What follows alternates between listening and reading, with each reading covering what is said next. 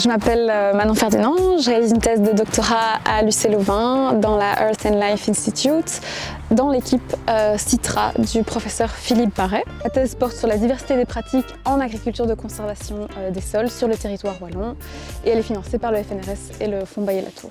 Donc dans la partie 1 des vidéos consacrées à l'agriculture de conservation au sein des fermes universitaires, on a rappelé donc que l'agriculture de conservation reposait sur 3 piliers, la réduction du travail du sol, la maximisation de la couverture du sol et la diversification des espèces cultivées. Et il y a eu cette question de, en fait il existe une diversité au sein même de l'agriculture de conservation des sols, une diversité de pratiques.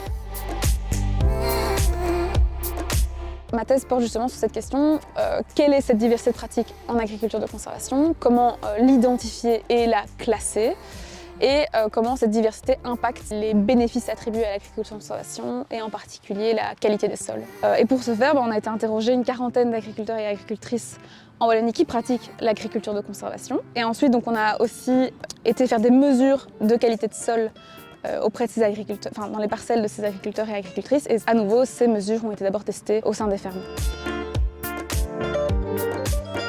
On a eu 3 grands principaux résultats. La première, c'est qu'avant d'aller voir les agriculteurs, on a fait un recensement du nombre d'agriculteurs et agricultrices qui pratiquent l'AC en Wallonie. On en a compté à peu près 200 et qui sont principalement à 90% situés au nord du sillon Sambre-et-Meuse. Donc c'est vraiment dans les régions en fait, de grande culture, ce qui fait sens au vu des 3 piliers de l'AC.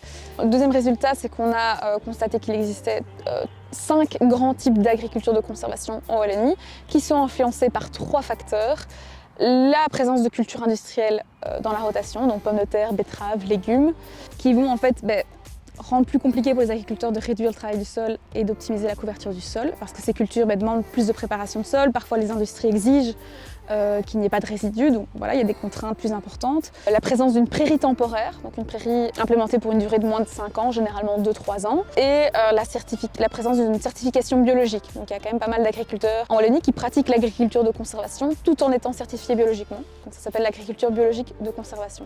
Et on remarque que cette certification va également influencer le type de pratique qui peut être mise en place. À nouveau, c'est plus difficile de réduire le travail du sol quand on n'a pas d'herbicides à disposition. Pareil pour la couverture du sol, l'agriculture biologique généralement a besoin de travailler le sol pour minéraliser le sol. Donc voilà, on a un travail du sol plus important, une couverture du sol potentiellement plus faible, mais par contre souvent une diversification des cultures plus importante. Donc ça c'est un résultat. Et le dernier résultat, c'est qu'on s'est rendu compte qu'en fait le non-labour n'influence pas à lui seul les conséquences des pratiques sur la qualité du sol. En fait, on s'est rendu compte que des types d'AC avec un labour occasionnel, donc de temps en temps par exemple pour détruire une prairie temporaire, avaient une qualité de sol meilleure qu'un système 100% non-labour, voire en semi-direct, mais en intégrant pas mal de cultures industrielles qui du coup exigent un travail du sol plus important.